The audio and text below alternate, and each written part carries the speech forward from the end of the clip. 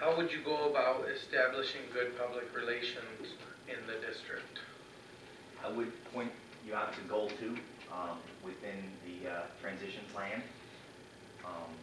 Getting out into the community and into the schools is essential. That's where public relations starts. It starts with relationships. So again, I'd individually meet with all administrators to gain an understanding of the district's administrative structure. I present to the entire staff at either the staff's first day or November 2nd, whichever my start date allows. I visit all school sites on the first day to see and talk with the students, attend special school events and athletic contests, meet with the leadership of all bargaining groups, hold 2 board workshops, introductions, vision meeting, and first-year goals, engage with local civic, business, and political groups, establish relationships with Wayne County Community Downriver campus officials and PTA, and family service organizations like Starfish.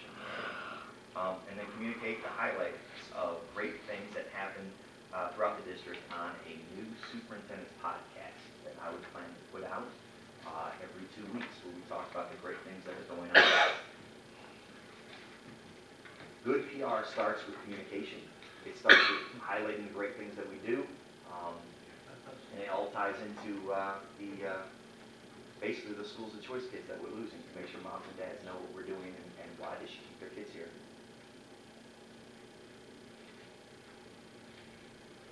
All right.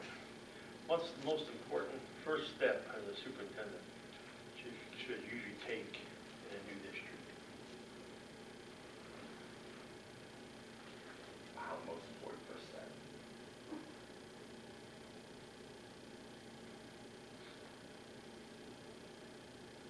Besides show up to work. Right. Yes, definitely wake up that morning. That's definitely the most important thing.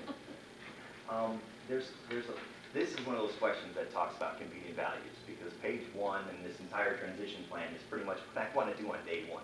It's impossible to do on day 1. You know, what's the most important thing? The most important thing is starting to build relationships around you. The timeline of this is really difficult. I don't know. If you decided to hire me, I don't know when the first day would be. We talked about that. I know the first day of school is really important.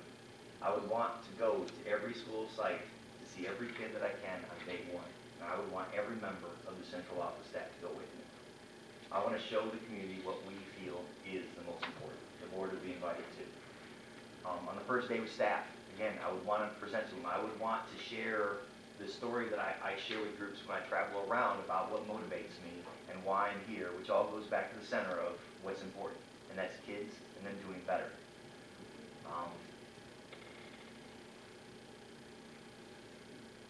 So I guess that's it. I would want to build relationships with those around me.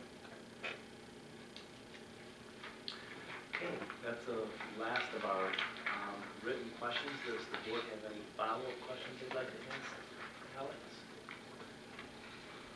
I can't recall first round interviews. Did we ask you any questions about your experience with negotiating contracts? I'm not sure you did. I was part of the negotiation team with our secretarial union. We negotiated for a year and a half. It was obviously we're being cut by budgets and we're in deficit. It was a very, very difficult negotiation that both sides struggled with very deeply. We came to an outcome that was to the benefit of the district and very brave of that group that made those sacrifices. So yes, I have negotiated. I think you did ask a question about this. And I said,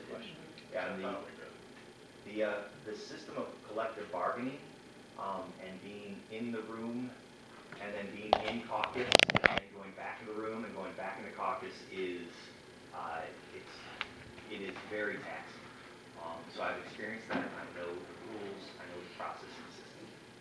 Would you need to hire attorneys to lead negotiations? I believe that would be wise.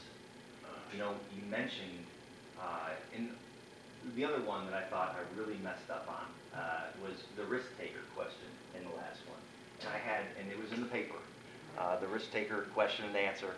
So I had many people calling me saying, you know, Alex, you are a risk taker. You strategically, spent all this money in the district to transform the PLC system, and if that wouldn't have worked, that could have been really risky for you. And when I think of risk and doing what's right for kids, that's not where risk comes into play. Risk is more about safety. So again, we mentioned about the risk-taker question. I wanted to get back and mention that I view that as a safety issue and not necessarily a calculated. I am a calculated risk taker. But with saying that, you need to make sure that everything is done properly and within the law. And to have that support, my sister, who is on a board member, she's a lawyer. So I'm not afraid of them. I have one in the family. I understand the process, and lawyers bring something very special to the family, very special to the dinner conversation. So it is important to make sure that we have that extra support.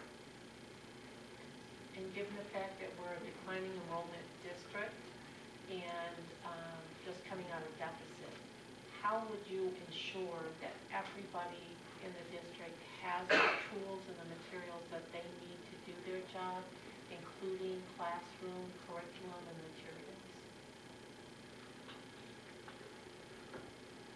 Well, that question actually takes those two competing things, and having everything that we need for the kids and having the money dwindle away. And those are completely, you can't connect those. Essentially, you have to make sure that the district is fiscally healthy, and you need to do everything in your power to make sure it is. We spend in Taylor in between 80 and 85%, I think it's like 83 or 84% on staffing. And I know that your staff has just, all staff have given up to make sure that the kids in Taylor had what they need. Mutual sacrifice, that's what it takes. That's what they did the last time. And you're coming out of deficit at what, $19,000 on a $70 million budget? That's essentially saying that that's too close to call. What I would do in that, I have, again, a vast knowledge of state and federal grants, and especially Section 31A. And I know that, again, we have systems set up, and I don't want to, again, say that this is necessarily what I would do, but if I'm thinking from the outside and I know what we're doing with ours as a district, we allocated our 31A funding at 70% out to our buildings, knowing that we can capture at least 30% and redeploy that back to our buildings to keep our doors open and to get out of deficit. This is money that is set aside for kids who are at risk. We are over 50% free and reduced lunch, so we're considered to be, a district where your entire population is that term at risk, which I don't like very much.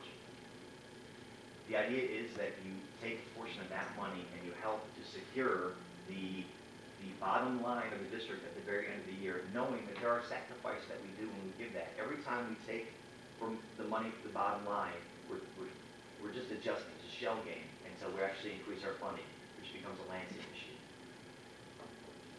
That answer the question? Anyone else? Do you have any questions for us, Alex, or anything that you'd like to share as kind of a closing? I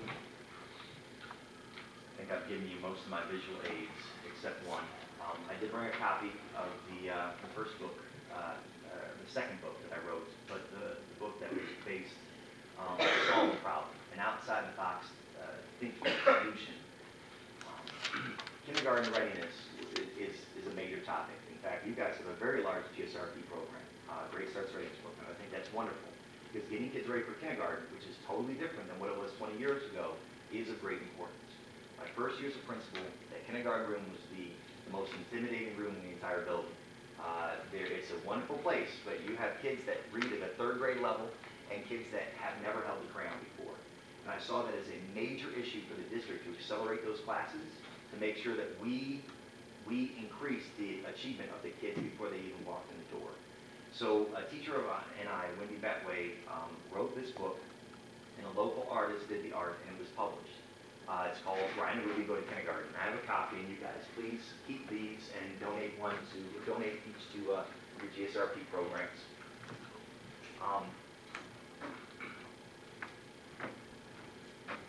The outcomes that we received from hand delivering these to every kindergarten, and I try to saturate my entire square mile community that Douglas sat in with these books, was marketing the curriculum. This essentially is marketing the kindergarten curriculum of what kids need to know the day they walk in the door. I gave away a roundup, I sent multiple letters, I communicated in multiple different ways. Again, I'm the principal. It goes right back to communication, trust, and skill building. All right, so again, I was trying to communicate in many different ways, trying to communicate who I was to this book. I personally delivered it out, walked around the neighborhood, had some very interesting experiences at many different doors, and had a great chance to meet the community. And again, it talks about all the skills moms and dads need. The outcomes of using this book in our schools was that the alpha awareness of students rose by 10% with capitals and even more with lowercase numbers. All of the tested MLPP, that's the Michigan Literacy Progress Profile, which is the test we give to incoming kindergartners in many districts, jumped up in so many of these different categories and knocked many of them well above 80%. This was getting kids ready. This was helping kids know more before they even walked in the door of the school. This book has gone on to have 2 other incarnations, and then the 3rd one is actually on its way. Sold over 20,000 copies because districts are seeing this book and they're buying entire sets for incoming kindergartners. The latest one, in April, I went out to Delaware, and the Delaware Readiness Project is now producing it, and they're purchasing 10,000 copies of a Delaware version of this book with Delaware-based artwork to give out to all of the pre-K kids who are going to be entering kindergarten. So it's one of the neatest things, one of the things I'm most proud of doing is just increasing the learning in so many different places and getting kids ready for kindergarten. It sort of represents the way I try to solve problems. We always have typical ways that we get things done, typical solutions to problems. I'm always looking outside to try to figure out different ways to have different experiences to help find different paths. Good. Thank you for the book. Yeah, pass. Just to let you know, we have 2 interviews tonight. We may discuss and make a decision tonight, but it may not be until our Monday night board meeting. But as soon as the decision is made, one way or the other, you will be notified. And we thank you for coming and interviewing twice now. And thank you for your time. I really do appreciate, thank you for your time. It has been a pleasure to spend this time with you, to talk to the people in your district, to do the research on your district, and as intense as it is, it has been a pleasure to sit down and talk to you today. Thank you very much. And could you leave the questions, Oh, yeah, please? I did that last time.